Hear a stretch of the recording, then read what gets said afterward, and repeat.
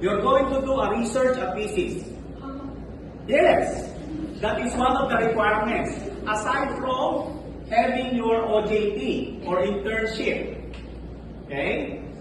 So, never ever make a mistake to get me as your panelist or advisor.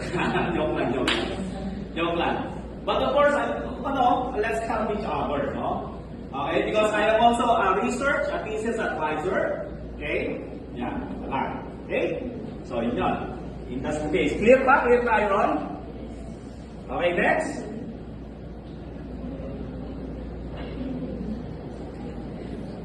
And then undertake multidisciplinary research. Alright. So, Harvard, NUS, National University of Singapore, UCLA, and other prestigious universities worldwide, they are very much research intensive.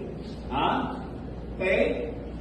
So why do you think research is very important?